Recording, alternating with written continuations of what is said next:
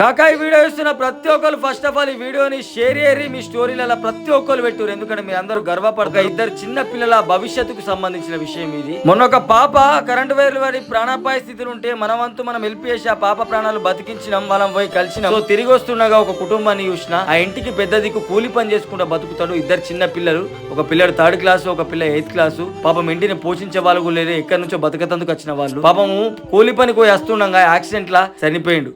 ఆ కుటుంబాన్ని చూస్తే నాకు కళ్ళకి నీళ్ళు వచ్చినాయి. ఎంతో కొంత సహాయం చేయాలనిపించింది, బట్ నా దగ్గర డబ్బులు లేకపోయినా. బట్ నాకు దేవుడి పుణ్యాలు ఒక ప్రమోషన్ కలిగింది. ఆ ప్రమోషన్ పైసలతోని వెంటనే వాళ్ళ దగ్గరికి వెళ్ళి వాళ్ళ స్కూల్ కి కావాల్సినటువంటి బుక్స్ అండ్ అలాగనే బ్యాగ్స్ కొనిచ్చి ఆయన అంతేకాకుండా నాకు తోచినంత సహాయం చేసి వాళ్ళకి ఎంతో కొంత ధైర్యాన్ని నింపిన, ఫ్యూచర్లో ఏమైనా హెల్ప్ అయితే కూడా నేను చేస్తా అని చెప్పిన. సో మనం ఎన్నో కుటుంబాలను ఆదుకోగలిగినాం. ఆయన గర్వంగా అయిపోగలుగుతున్నా, ఇది 100వ కుటుంబం మనం చేయగలిగేది.